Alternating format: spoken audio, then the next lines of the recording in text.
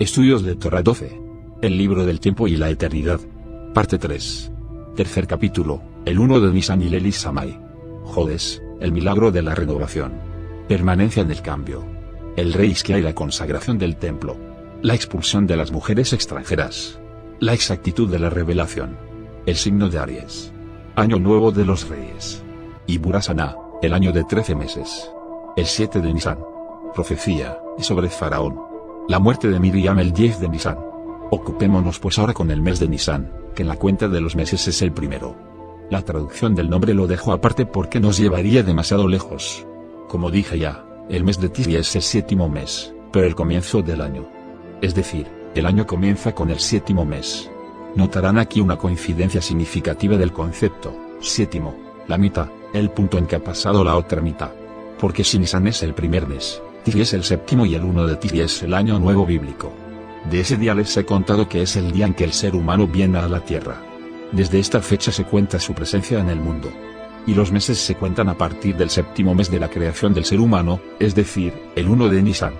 Los meses son los siguientes: primero Nisan, 7º Tisri, segundo Iyar, 8º Hesban, tercero Sivan, 9º Kislev, cuarto Tamuz, 10º Tevet, quinto Ab, 11º Sebat, sexto Lul, 12º Adar. Es significativo que comencemos el conteo del año cuando ya estamos en el 7º mes. ¿Por qué entonces? Sería más normal comenzar con el primer mes. Pero está claro que estamos ante una dualidad. Es la dualidad que nos encontramos una y otra vez, el hecho de que todo tenga dos lados. Es el relato de Jano, del que hemos hablado ya. Jano es también un nombre hebreo. Quizás alguna vez hayan oído hablar del rey Yanai, que es el nombre hebreo de Jano. En el conteo de los años nos encontraremos con él. El valor numérico de la palabra Yanai 1051-1071 muestra esos dos lados, 1 y 70. También el ibrí al hebreo es siempre 71, porque se trata de los 70 pueblos más el ibrí.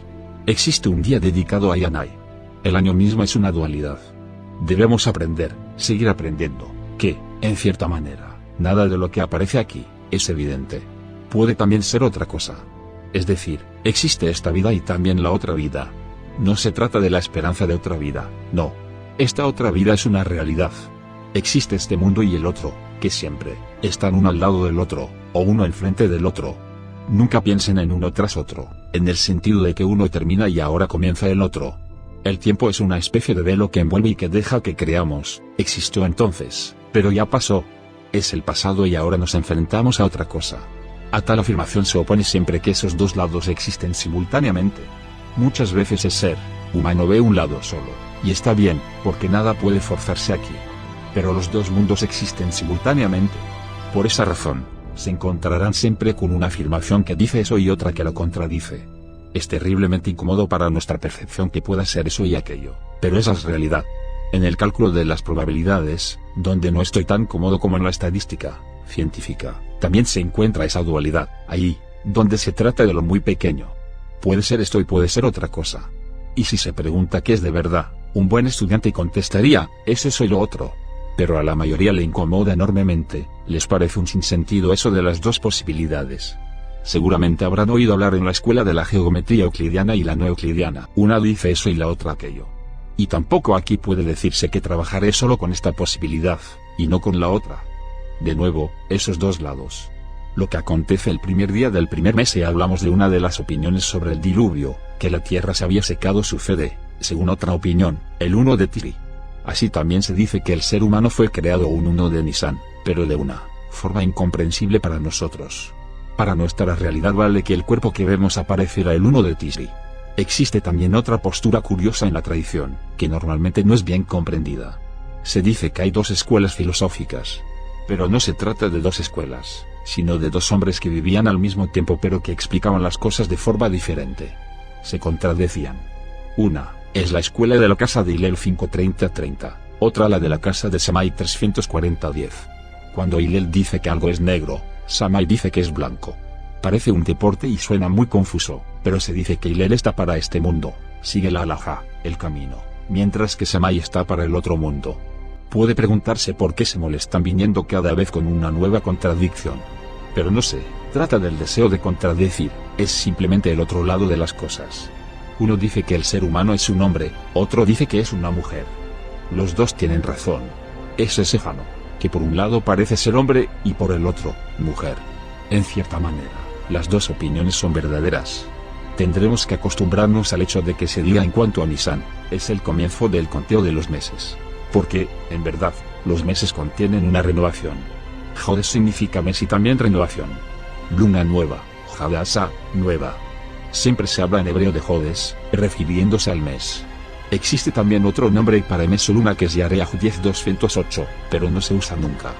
Los meses indican en nuestro tiempo la posibilidad de la renovación.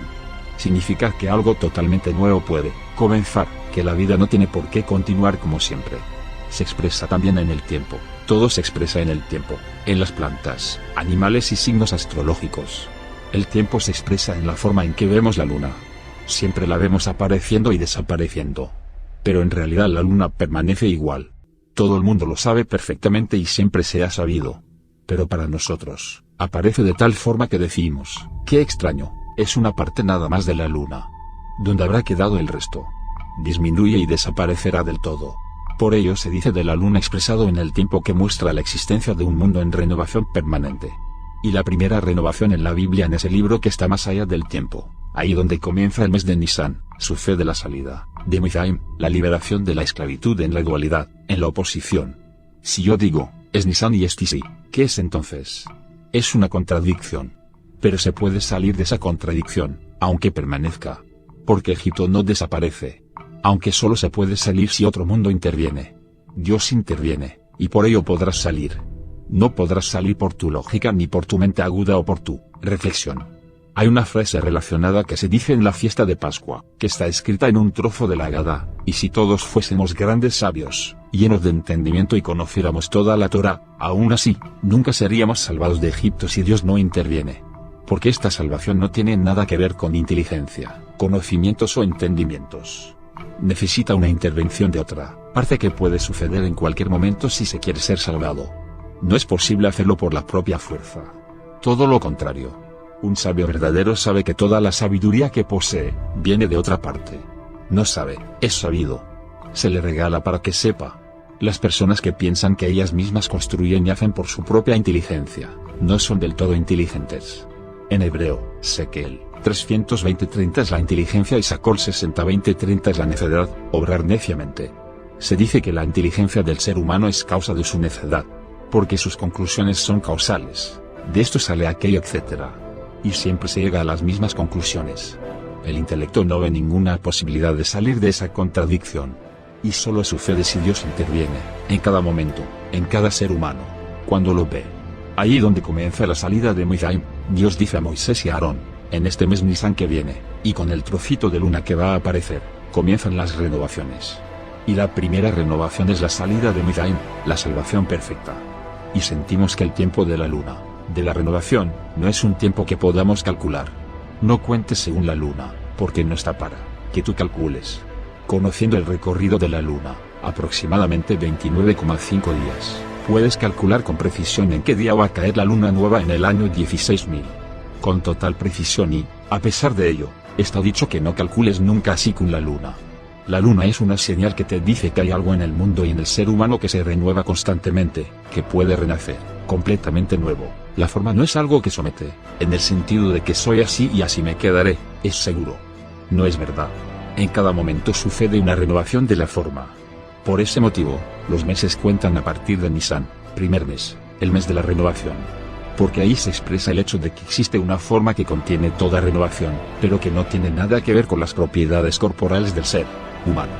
Eso toca en el mes de Tisri. Este propicia el otro lado, el que continúa, el que permanece. Si el ser humano se renovara en cada momento, tendría que morir y renacer en cada momento. Su cuerpo desaparecería cada vez. No, existe la dualidad de lo que permanece frente a lo otro, lo que está en constante cambio. No es solo una permanencia y tampoco solo un cambio. Permanecer y cambiar forman una unidad que no asumimos conscientemente, pero que percibimos muy legítimamente como vida. No tenemos la conciencia de que los dos aspectos sean una unidad. Por esa razón, con Tisi, aparece el ser humano. Su presencia está firmemente diseñada, carne, sangre, huesos. Es pequeño y crece. Es una realidad firme.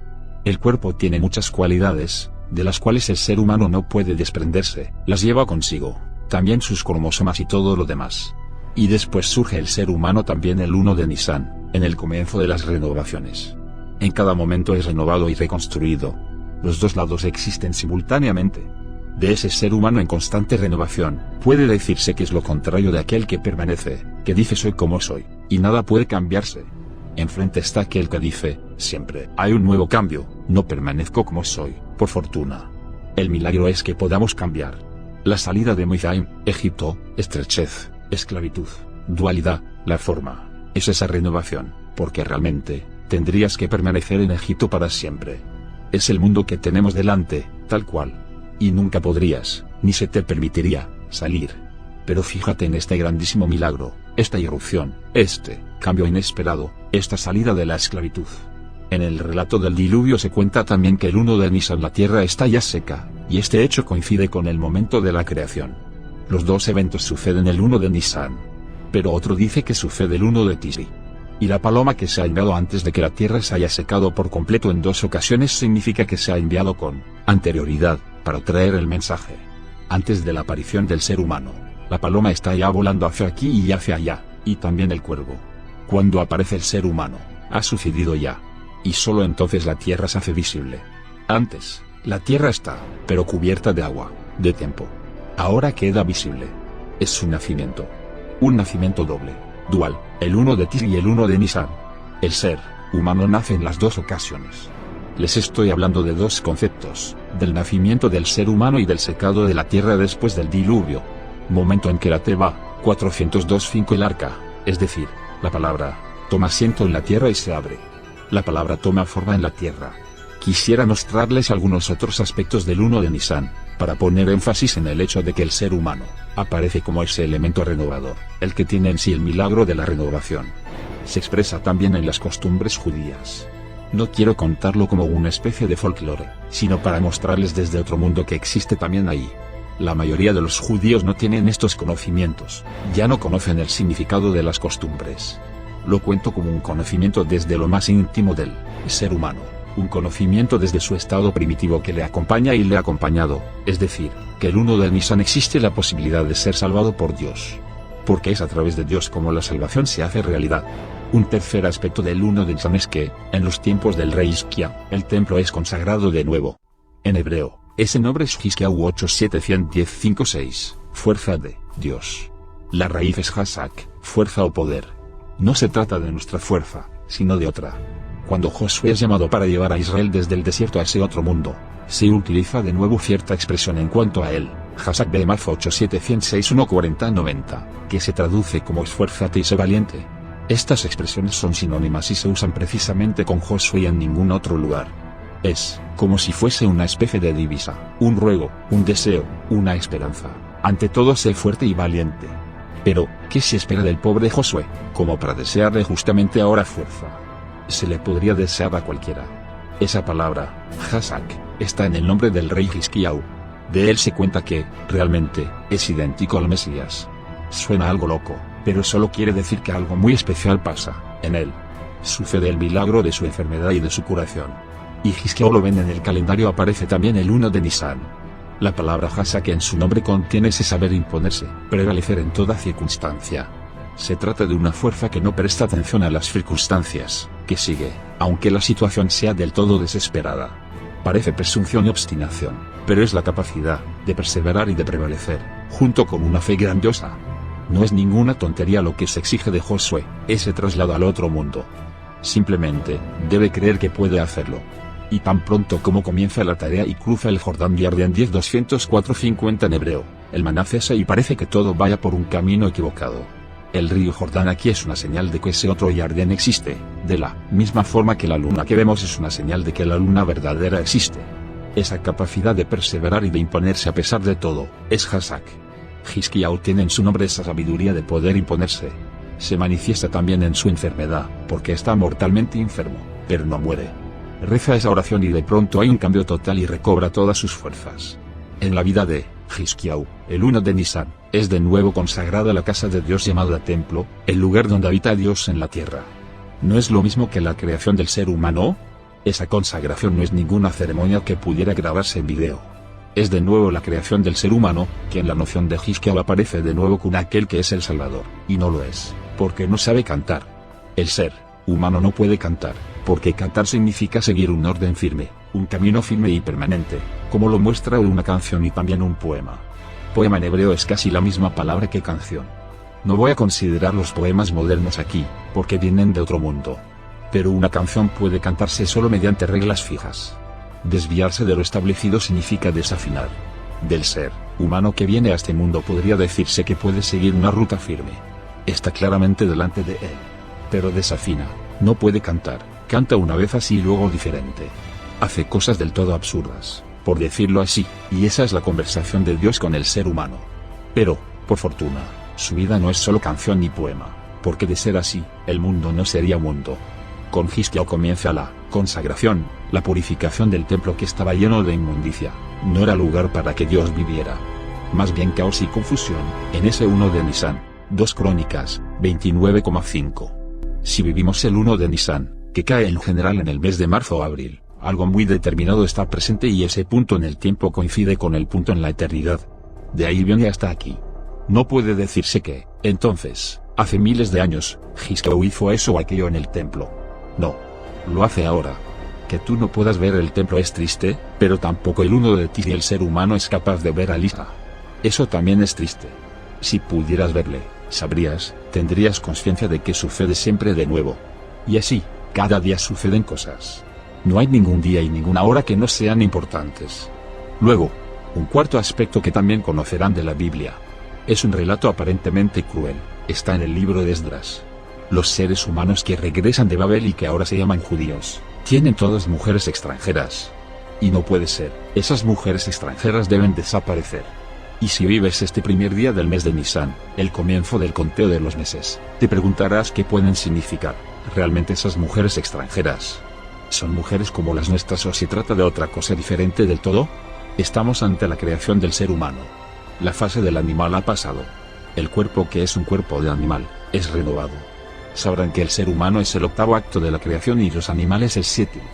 Significa que el ser humano es creado en lo corporal a partir de aquello. Aún está unido con el animal, en el sentido de que sigue subsistiendo una especie de vínculo.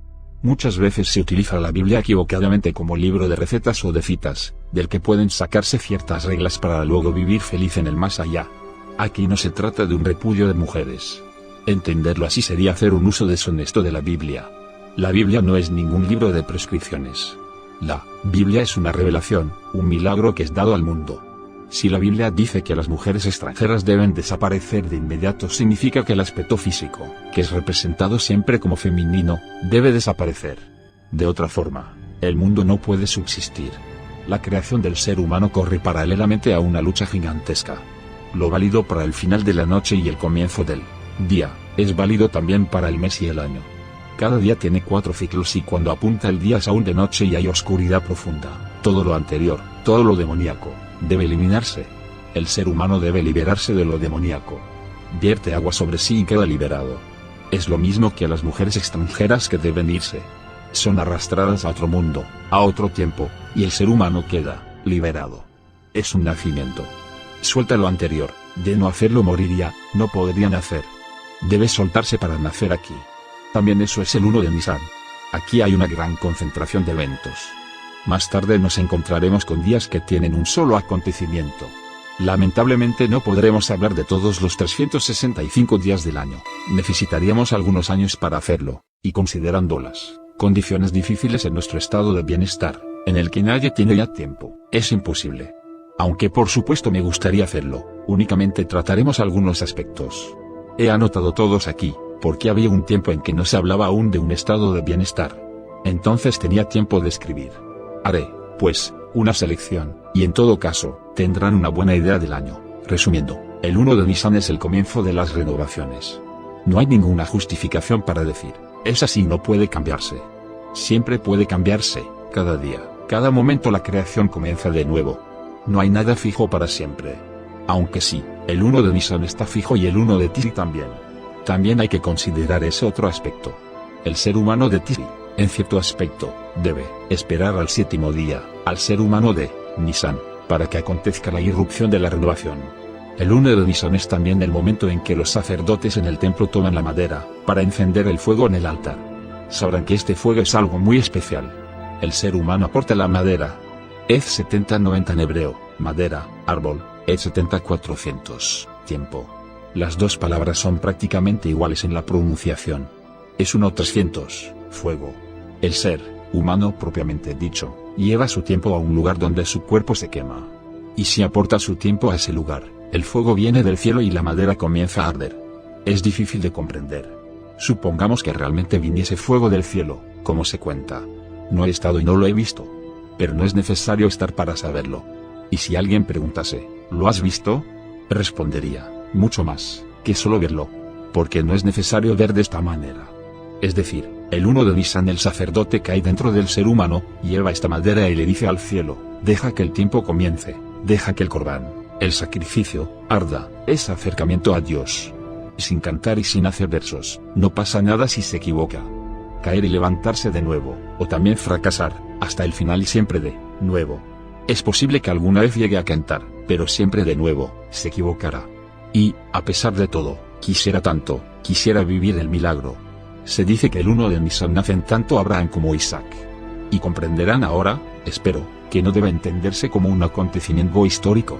No está escrito así en la Biblia, pero se sabe el lugar en la Biblia es conocido, y toda la estructura, de las palabras y letras involucradas y la sorpresa una vez más, como todo, coincide. Porque entonces se sabe que, de verdad, los dos aparecen el 1 de Nisan. Y el mismo 1 de Nisan, desaparecen de este mundo. El ciclo está completado. Significa que esos ciclos realmente se encadenan el 1 de Nisan. Siempre están, a través de todo el año. No hay día en que no estén. También ahora están. Cuando de personajes bíblicos se dice que nacen y mueren el mismo día, significa que siempre están. El 1 de Nisan también habla Dios con Moisés en la zarza ardiente Ne 60-55 en hebreo significa que ese acontecimiento tiene también que ver con la creación del ser humano. Y por ello, podemos ver esta creación bajo una luz del todo diferente. El ser humano es creado, cuando ve que la zarza está ardiendo, ve la oposición, ese arbusto arde, pero no se consume. Representa al ser humano en el mundo. ¿Es Nisan es Tiri? ¿Es Hilelo es Samae? ¿Cómo es? La zarza que arde, la renovación del templo por Hizkiau, es siempre el mismo acontecimiento, pero desde diferentes perspectivas. Se trata de acontecimientos determinantes en la revelación. Y esa revelación no es nada imprecisa. Tú solo notas imprecisión en tu propia vida. Y es bueno que sea así, debe ser así.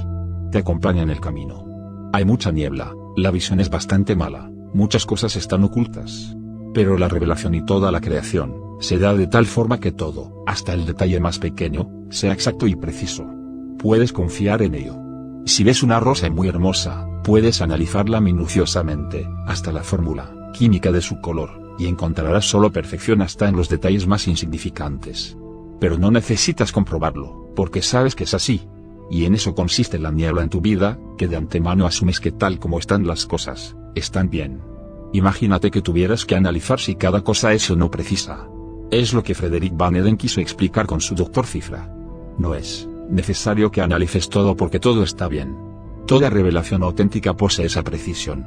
Todo es preciso porque se trata de la creación. Lo infinitamente grande y lo infinitamente pequeño están acabados en perfección. Dejan entrever que vienen de otro mundo. En un cuadro moderno, una rosa puede ser una mancha de color. Pero en la revelación hay exactitud hasta en sus más pequeños detalles. Siempre ha sido así, porque se trata de una revelación de otro mundo. Es decir, si encuentras inexactitudes en una revelación, significa que no es auténtica. Como ser humano, puede ser impreciso. Es tonto aquel que dice que puede ser preciso.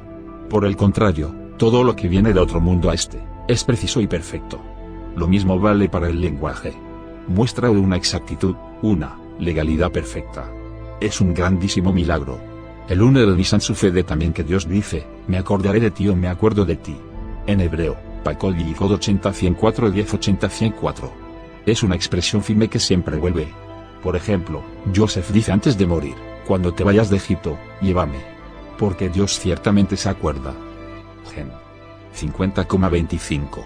Y cuando aparece Moisés nadie sabe con certeza si él es o no el esperado, Dios también dice, Pakod Yikod, me acordaré de ti. La señal es siempre que aquel que bendice, Dios se ha acordado de ti. Es así también en tu vida. Si experimentas algo y dices que lo he planeado así, puedes olvidarte.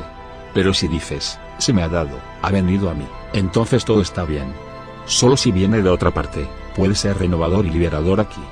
De no ser así, no es ni renovación ni liberación. También en el momento de la creación del mundo y del ser humano, Dios dice, me acordaré de ti. Porque en ese momento aún no estás salvado. El asunto solo está empezando, por así decir. Pero Dios ya se acuerda, ya lo sabe. Desde el momento mismo acompaña. ¿Tiene el 1 de Nisan también que ver con la primavera? Ciertamente, es el comienzo de una vida nueva. Hasta la luna comienza su recorrido el 1 de Nisan. Es un cambio, una renovación. Y además se dice que el 1 de Nisan es el momento de la salvación definitiva. También nacerá en esta fecha. Cada año podría decirse y por ello, cada día nace. Significa que no hay que esperar hasta que llegue la salvación, por ejemplo, en el año 2100. No. Está en cada 1 de Nisan y por ello, en todo el año, siempre existe una coincidencia de todos estos aspectos. El signo astrológico del mes de Nisan es el Tale 935, Cordero, Carnero, Aries. Aquello que de verdad es sacrificado. Es la señal en el cielo que se muestra también aquí. Y comprenderán que con señal en el cielo no decimos que es la unión de ciertas estrellas para dibujar el contorno de un cordero. Sería un juego de niños. No. Con o sin estrellas, en este lugar, ahí en el cielo, se expresa aquello que significa el concepto cordero. Y eso se expresa también en la tierra, en el ser humano o en su entorno, en aquello que representa el cordero, suavidad, obediencia. Tiene que ver con lo otro, más aún, es lo mismo. Se expresa en el cielo de esta forma, en el tiempo de aquella, en el reino animal así en el mundo de las plantas de otra manera. Para este primer mes de Nisan, está el primer hijo de las 12 tribus de Israel, Rubén. Y ahora nos acercamos a algo curioso en los meses. Les he dicho ya que hay algunos días en nuestro calendario que no pueden nunca caer en cierto día de la semana. La Biblia dice que el ser humano es creado el 1 de Tisri, y ese día bíblico es un viernes. Después nunca más sucede así. El 1 de Tisri, nunca más puede caer en viernes. En cuanto al 1 de Tisri terrenal, puede caer solo en ciertos días que son, domingo, martes, jueves o sábado, es decir, el primero, tercero, quinto y séptimo día de la semana. Son días fijos que transitan por todo el año. Sabrán que los meses no llenan un año solar, así, el mes de Adar es ocasionalmente doble. No obstante, el conjunto transita de tal forma que el 1 de Nisan solo cae en los días mencionados. Es una de las estructuras del universo. Firme y perfecto. El 1 de Nisan es llamado también Año Nuevo, aunque no se trate de un año nuevo propiamente dicho. Es el Año Nuevo de los Reyes. La palabra hebrea es Melei 40-30-20. Rey es el ser humano que ha sabido reunir la multitud en sí, y convertirla en unidad. En verdad es Rey, quien ha reunificado todo en sí. Conocerán el reproche de Samuel, cuando el pueblo quiere tener un rey, y Samuel 8, ¿no lo teníamos bien hasta ahora? Ahora el rey toma el lugar del ser humano, que desciende un peldaño más bajo. Por esa razón se dice que un rey no deba nunca hacer ciertas cosas, porque es algo muy especial. Cuando Salomón se casa con la princesa egipcia, se dice que en el mismo momento se pone la primera piedra, el fundamento del reino de Edom. En ese momento se produce la escisión del reino y el templo que Salomón construye queda destruido ya, potencialmente, en el principio. Toda la gente que vive ahí, millones, tiene que ver con el hecho de que Salomón toma una mujer de Egipto. Muy injusto. Diríamos. Sí. Hoy en día sería injusto. Y si un rey del mundo hiciera algo así, diríamos, ¿y yo qué? Pero la noción bíblica de rey es diferente. El 1 de Nisan es el año nuevo de los reyes, porque justamente del rey se dice que es portador de la renovación. Con el rey algo revolucionario entra en el mundo. Si el rey Hizquía quiere algo, eso sucede por doquier, en todo el mundo. Si el rey Saúl hace algo, también. El rey es determinante para la renovación. Por esa razón, el año nuevo de los reyes no es el 1 de Tisri donde reina la continuidad. Porque del rey se espera que diga, hasta aquí y no más. Cuando David es rey, todo está en su mano, la vida y la muerte. Todo se somete. Si David decide contar al pueblo, hay muertos, y es Samuel 24. Él no muere, pero el pueblo es castigado con una enorme epidemia, como está escrito. El rey es determinante. La renovación sale de él, obviamente. No se puede comparar a un rey de hoy con estos conceptos del rey bíblico. Ciertamente hay un parentesco, de la misma forma que la luna está emparentada con la luna auténtica. Y depende de cada uno determinar si está cerca o lejos de esa noción de rey bíblico. Estar cerca es una especie de suerte, una elección, para que pueda hacer y ser mucho. El 1 de Nisan es también el año nuevo de los Regalim 203 30 10 40. Regel en hebreo, es pie, pierna y el plural. Regalim, es la peregrinación al centro 3 veces al año. Al lugar de Jerusalén, donde está el Bet HaMikdash, el templo, la casa santa, el centro. 3 veces al año, ni más ni menos, sube el ser humano hasta allí. Hay 3 momentos en el año y son fijos. Son Pesaj, Pentecostés y Sukkot.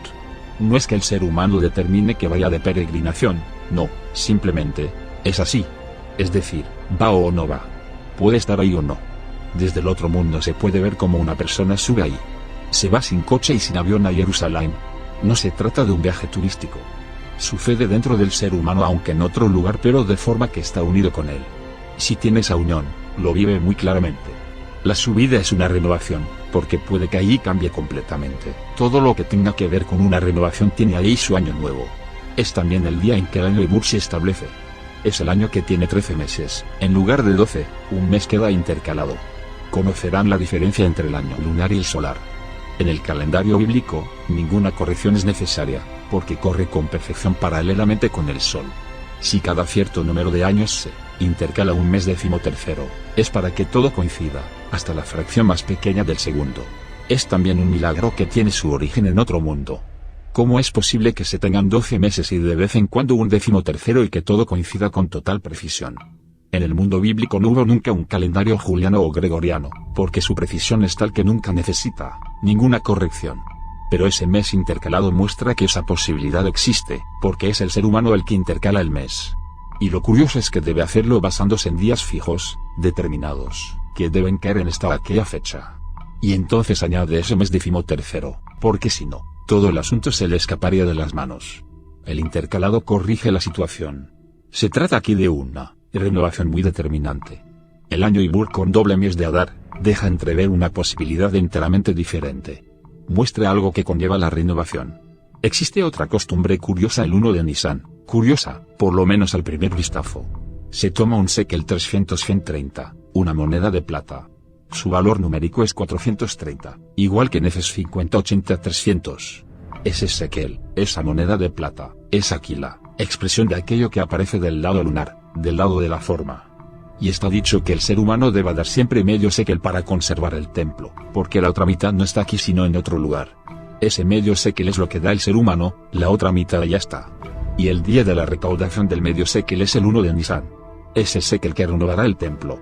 Habrán visto que el 1 de Nisan es año nuevo bajo muchos aspectos. Así, también un 1 de Nisan, se levanta el Mishkan, el tabernáculo, la habitación de Dios en el desierto. Sucede en el segundo año de la salida de Mitzrayim, Egipto, primer día de año nuevo que se vive fuera de Mitzrayim. Por ello, el levantamiento del tabernáculo y la creación del ser humano es un suceso idéntico. Lo hemos visto ya varias veces. La creación del ser humano el 1 de Nisan consiste en una multitud de eventos. Una de las facetas es su aparición como renovador, también y, ante todo, como renovador de sí mismo una y otra vez. No se trata de su presencia corporal aquí que no necesita renovarse, queda tal cual. Se trata del renovador de dentro, que puede irrumpir y cambiarlo todo. Mucho más podría contarse del 1 de Nisan. Por ejemplo, que Nachshon de Yehuda aporta el primero su parte de los regalos al Mishkan. De Nachshon desciende David. Atraviesa el mar el primero.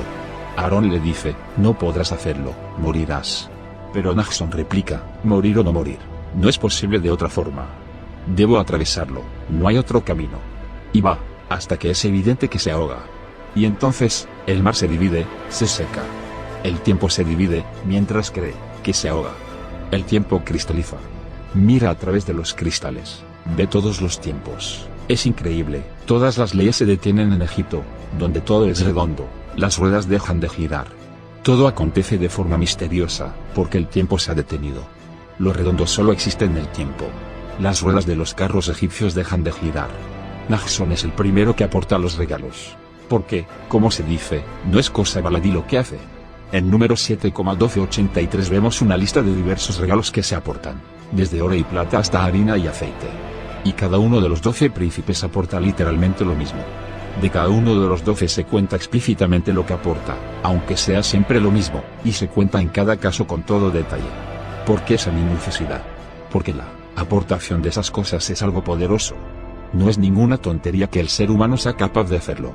Se lee el relato sin prestar ninguna atención. Pero si se profundiza algo más, es monstruoso. Y Naxón, que, por así decir, rompe el conjuro, es el primero que llega. De la misma forma que el ser humano, súbitamente, el 1 de Nisan ha sido enviado desde el cielo a esta tierra. Ahora vete, y te personas allí. Eso ocurre el 1 de Nisan. El 1 de Tisri viene tu cuerpo. También debes tenerlo, no podrías existir si no. Es sumamente importante. Trátalo con atención y cuídalo. Porque están juntos ese ser humano y su cuerpo. Y con ello quiero despedirme del 1 de Nisan. Podría decirse mucho más. Quise comunicarles diferentes sucesos, para que tengan muchos aspectos delante y sientan que, en verdad, se trata siempre de lo mismo. Son muchas facetas de lo mismo. Por eso intentamos siempre ver la unidad. Seguramente conocen las palabras en Deuteronomio 6,4. Escucha Israel, el Señor nuestro Dios, es uno. No es un eslogan, más bien quiere decir que debes siempre juntar todo en una unidad. Ninguna cosa existe por sí sola. Por ejemplo, si en algún lugar un árbol cae, tiene que ver también contigo. Todas las cosas del mundo son una unidad. Es la multiplicidad en la unidad. Si ves muchas cosas y muchas causas, significa que tienes muchos dioses. Pero existe una sola causa. Aunque podría decirse, esto es la causa de algo determinado que a su vez es la causa de otra cosa. Pero existe una sola causa de base. Esa es la noción de unidad. Les estoy poniendo todas estas facetas delante, para que sepan que todo está en la unidad. Que todo es unidad. Se llama así también de otra forma, y cuanto más se habla del tema, más confuso es. Toma conciencia de cómo se te está anunciando esa unidad de las cosas. Todos los ejemplos que doy, los he coleccionado yo. En ningún lugar encontrarán una lista con los eventos del 1 de Nisan. Porque los conozco, puedo decir que veo como todo coincide. De forma intencionada no están relacionados, porque el orden en que algo es transmitido, es la vida misma. La vida no dice, voy a darte todas las cosas al mismo tiempo, aquí las tienes, ordenadas perfectamente, sino que algo sucede y un rato después algo diferente, y mucho más tarde algo diferente del todo. Pero si pudieras echar un vistazo sobre la vida, te darías cuenta de que todo es uno.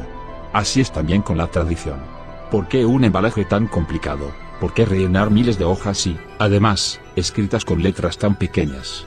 Aquí un trozo, allá otro trozo. Nunca todo ordenado, uno al lado del otro. Porque así es la vida. Así llega al ser humano, y él lo encuentra así.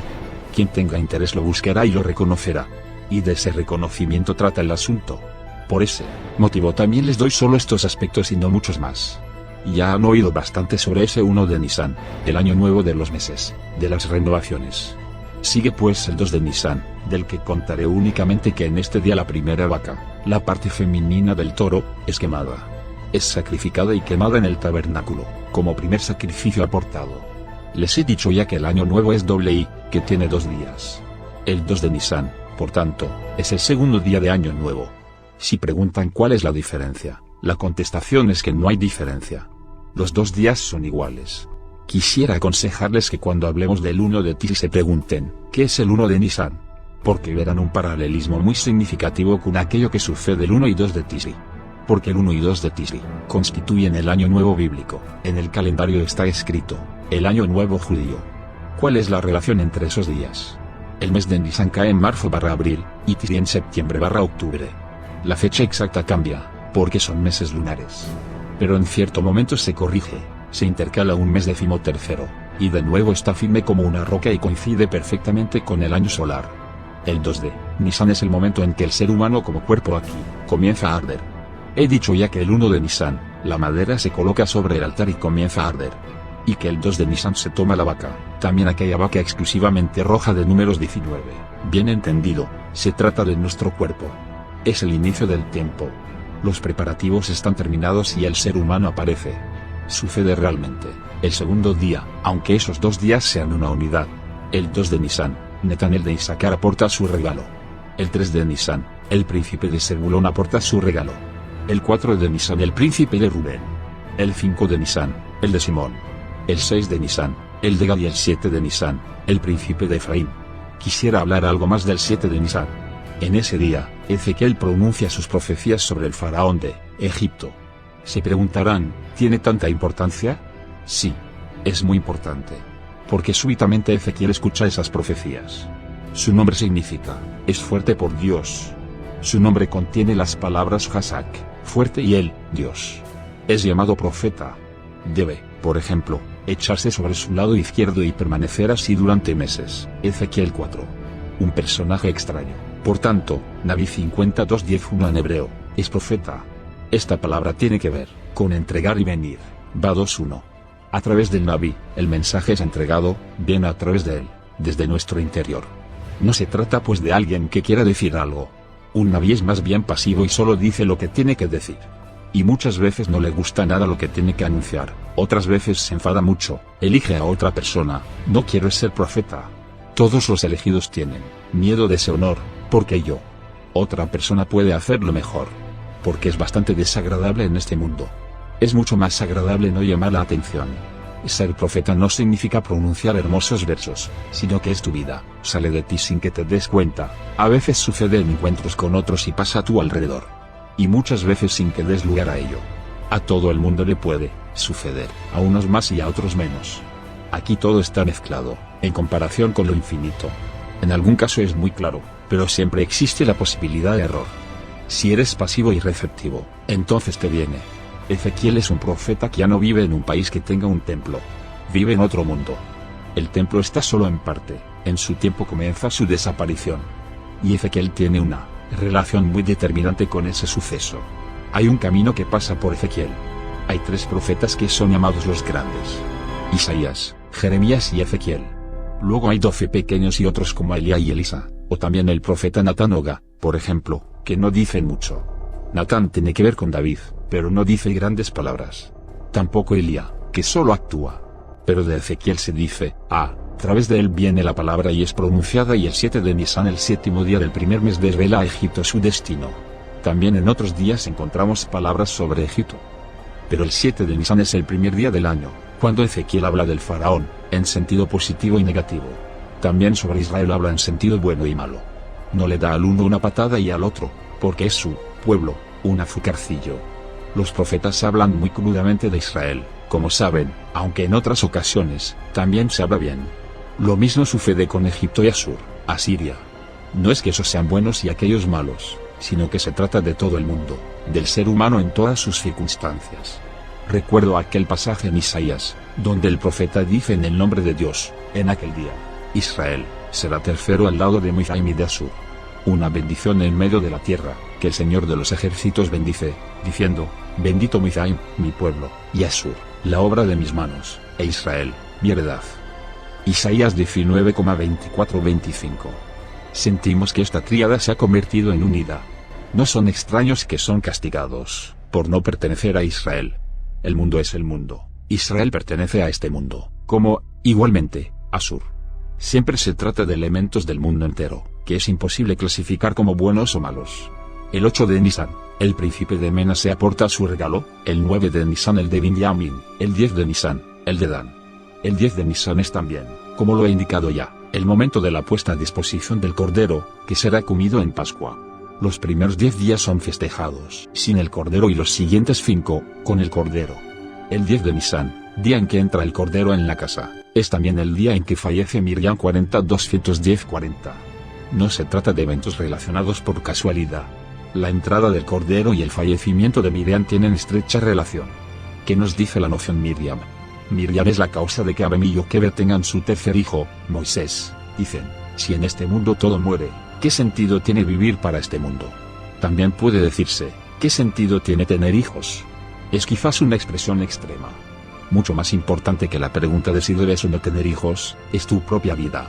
Mucha gente dice, si todo está tan mal, no haré nada más para este mundo.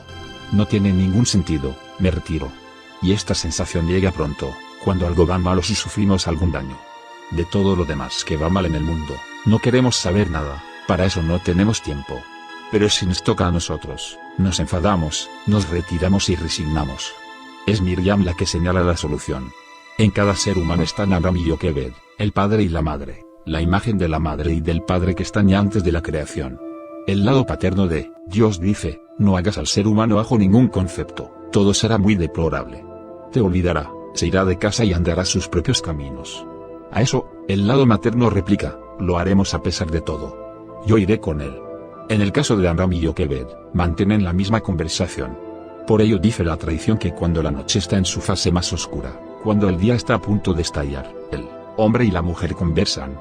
Y porque esta conversación es mantenida en el cielo, hablan también en la tierra. Aunque digas cosas muy normales, significa que también hablan ahí, porque de no ser así, no lo harían aquí. Allí conversan el hombre y la mujer, es decir, también Amram y Joquebed. Antes de que los sucesos en Mizaín tengan su comienzo, hablan entre sí y llegan a la conclusión de que es mejor no inmiscuirse. Lo que acontece en este mundo no tiene sentido. Y entonces dice la mujer Miriam, hija de Amram y Joquebed, que en ese momento es muy joven, 6 años, pero que habla como una adulta: no podéis hacer tal cosa. Es de nuevo el lado materno que se presenta y dice: contiene algo como un secreto, hay que hacerlo. Dios ha hecho el mundo. También el mundo como es ahora, con toda su técnica, coches y gasolina. No puedes hacer como si no existiera. Existe y vivimos en él. Hablando así, Miriam junta de nuevo a Amram y Joquebed y Moisés llega. La salvación viene siempre en el momento. Así se dicen que el ser humano actúa a pesar de todo, en contra de lo imposible. Si Moisés hubiera llegado sin complicaciones, como un niño normal, quizás también algo extraordinario hubiera sido de él. ¿Quién sabe? Pero veremos que justamente cuando seguimos el camino sin tener miedo, aparecen esos niños tan especiales. Si actuamos así, llega lo extraordinario. Y entonces veremos que tenía su sentido, porque de esta forma siempre surge algo muy especial. Nace la noción Moisés. Según la tradición, Joquebed y Miriam son idénticas a Sifra y Púa, las parteras que ayudan a traer los niños al mundo. Esos relatos de la tradición muestran que aquí se habla de otro mundo. No busquemos por tanto una niña de pocos años que juega a ser partera. Es otro mundo. Y la tradición nos obliga a recordar que también nosotros vivimos en ese otro mundo. Es Nisan y Tisri. Ábrete paso para que tu vida de aquí quede impregnada, porque, al mismo tiempo, existe algo diferente. Por tanto, Miriam dice: que el niño venga. Y el 10 de Nisan, Miriam se va, fallece. En el momento mismo en que llega el cordero, en el que es preparado, fallece Miriam. En la tradición sigue entonces una discusión sobre su muerte. Alguien dice: no es el 10, es el 1 de Nisan. ¿Qué hay detrás de estas palabras? ¿Una fecha histórica inexacta? O quizás ese comienzo de Nisan no es también esa ausencia de Miriam, esa renovación. Ha hecho lo posible para que llegue ese niño, y poco después sufre por este mundo y se va. Pero también pudiera ser el 10 de Nisan, porque viene el cordero. Las dos fechas son exactas. El cordero se prepara en secreto y se presenta ahora. El 10 de Nisan se hace visible y Miriam se va. Verán de nuevo que no es importante conocer la fecha exacta. Quien pregunta eso, no ha comprendido nada. Imaginemos que alguien dice: no, es el 12 de Nisan. Quien conoce las letras y las palabras de la Biblia sabe de inmediato que eso no puede ser de ninguna forma, y que debe ser el 1 o el 10. Pero para poder saberlo, es necesario estar muy familiarizado con esta materia. La tradición y la Biblia deben sernos tan íntimas, que las sepamos sin más. Pero hay que escucharlas en primer lugar. El 10 de Nisan es también el momento en que Israel sube del Jordán después de haber abandonado el desierto y llega a otro país, al país prometido, al mundo de Canaán. Es el mismo 10 de Nisan en que el cordero se prepara y Miriam se va. Conserven estos datos en la memoria. El 11 de Nisan viene el regalo del príncipe de Aser, y el 12 de Nisan, el de Naftalí. Es también el último Sabbat anterior a la salida. Este séptimo día anterior a la salida, es llamado también el Gran Sabbat, Sabbat Agadol. Este séptimo día es, en realidad, el momento perpetuo aquí y ahora, en que estamos ante la salida. Y cada día se repite también ese suceso de la salida. Luego viene el tiempo entre el 15 y el 22 de Nisan, los 7 días de Pascua. La salida, el día 15 sucede a medianoche, a mitad de camino, por así decir. 7 días después ocurre la travesía del mar, el 22 de Nisan. Y luego Pascua ha terminado. Israel camina todos esos 7 días, desde el día de la salida de Egipto hasta la travesía del mar. Sucede en cada momento, cada año sucede en ese día. Aunque no pensemos en ello, está sucediendo. Lo único que cuenta es: ¿tienes relación con ello o está el hilo de unión cortado? Friedrich Weinreber.